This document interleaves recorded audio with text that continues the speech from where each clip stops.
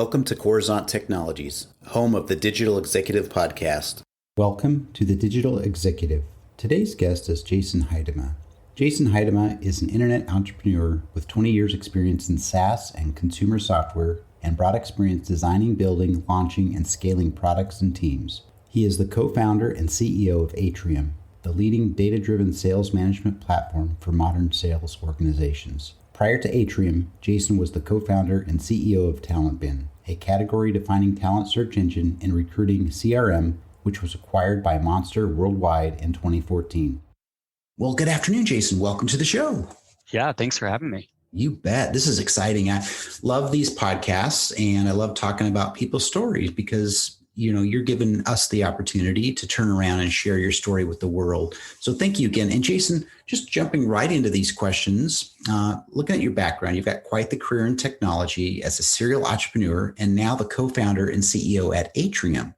Could you share with our audience the secret to your career growth and what inspires you? Sure. So one thing that has paid dividends in my career is being very thoughtful in selecting the problems that I've tackled. So I've tried to only work on problems where I have come in with a deep understanding of the customer pain.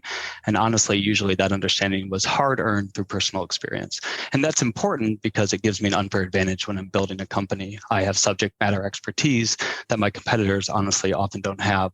And then I think the second thing to call out would be that I've worked on problems where I believe the solution path is both super interesting to me personally, but also very challenging to build. And that's been important because there are a lot of ups and downs when you're building a company, and it's critical to stay motivated and engaged, especially during those downtimes. So if I were to kind of give you an example of how I apply those heuristics, in my past companies, I experienced a very common problem when I'm scaling sales organizations.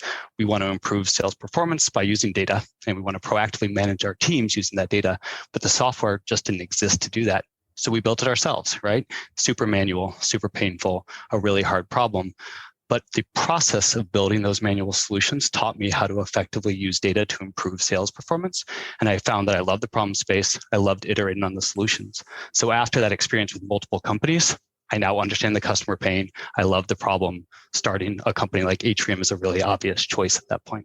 That's awesome. And you're right. I mean, at the end of the day, it's the customer experience, the customer pain. How do we, relate or empathize with them? And that's what makes a business successful. So thank you for sharing that. And so, Jason, we're going to talk about the pandemic a little bit, right? So hopefully we've learned from this. It's going to go away and it's going to lift. But what are your plans for growth, business growth going forward? And will it be any different than the last 16 months? So we were in a fortunate position where the pandemic actually accelerated a trend towards remote work. That's a tailwind for the Atrium business. 95% of sales teams today are either fully distributed or they're in hybrid mode. And in that distributed work environment, data-driven sales management is even more critical than it's ever been. That is, in the era of remote work, you can't just listen to your sales floor. You have to manage not by osmosis anymore, but by actually looking at the data. So in that way, the pandemic had a silver lining for us of accelerating the need in the market for this category of software that we were creating. Now, to your question in terms of how that has impacted our planning then and now, and just like everyone else, when the pandemic hit, we had to restructure our business to be resilient to both kind of customers that were downsizing or prospects that were tightening budgets. But now we see those exact same sales teams, they're growing again, and they're looking for data-driven management solutions to get them back the eyes and the ears that they lost when they moved to a remote work environment. So as a result, we actually started increasing our investment in the end of 2020, so maybe 8 to 9 months ago, to be able to take advantage of the tailwind that was being created. Great. Thank you for sharing. And I know a lot of businesses have struggled. Some were hit pretty hard. And in like your business, there were many businesses that actually did well during the pandemic. So overall, I think the silver lining is the advancement of innovation during this whole downtime or lockdown, so to speak. So I appreciate you sharing your side of the business story. So Jason, you're obviously leveraging some new and emerging technologies within your tech stack. Is there anything you might be able to share with us today? Sure. So there are a few product and technology investment areas that are particularly important to our business, but that I think are probably widely applicable to other businesses. So one of those is a focus on what we would call product-led sales and accelerating time to value. We invest a ton of effort in making sure that any user with pain can come to Atrium and be getting a lot of value out of our platform in under 90 seconds. Now, for us, that means investing in tech that immediately ingests all the data from all the enterprise systems of record and interprets that data without the need for significant user input or implementation time.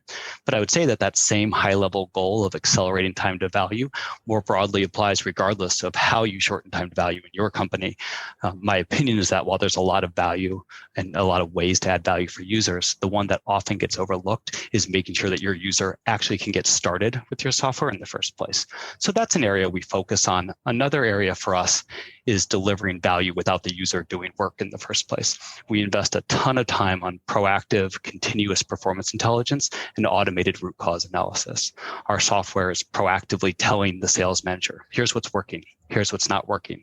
But again, to up-level that from our specific business, if you wait for your user to come to your software to extract value from your product, they're not going to use it as much. They're not going to get as much value. So I believe it's critical to push that value, in our case, data-driven managerial insights, directly to the user. And maybe one other thing that's worth sharing, we leverage a lot of high-value partners. Atrium is an analytics layer on top of the sales software stack. So we partner with key software providers to build insights off of all of the systems of record. So for example, we just announced a partnership with Gong. Gong provides amazing call recording software. And now with our partnership, out of the box, Atrium is providing our proactive continuous performance intelligence directly on Gong native call data. I love that. And, I've not heard it that way. I know a lot of people I've talked to on this podcast are very proactive with the customer, but the fact that you're actually looking for things to be proactive and pushing, again, that value to the customers is awesome. And I can see why you can have an edge with your competition there. So that's amazing. And thank you for sharing. So Jason, last question here. Can you share something from your career experience that might be helpful for those looking to grow their career in technology or entrepreneurship? Yeah, stay close to the customer. And I think that feels obvious. And I do think that leaders do a good job early on when they're designing, they're building, they're launching their product, of staying close to their customer base. But I also believe it's easy for a leader to drift away from those customer relationships as they're scaling a business. And when you do that, it can lead to poor decisions that are underinformed by customer input. So at Atrium, we've multiple SLAs that we built around customers so that we hold ourselves accountable to them. For example, we make sure that we ship user requested features every month. And I have my own personal SLAs for meeting with customers every week. But those type of customer focused SLAs, they really help us make sure we're driving the business in the right direction and one that is informed by our user base. Great. That's awesome. Thank you for sharing. And I really appreciate the insights that you have, growing up through the business and then becoming a serial entrepreneur has really shed some light on some of the nuances around businesses and startups. So thank you again, Jason. And Jason, it was a pleasure having you on today, and I look forward to speaking with you real soon. Great. It was fun. Thanks, Brian. Bye for now.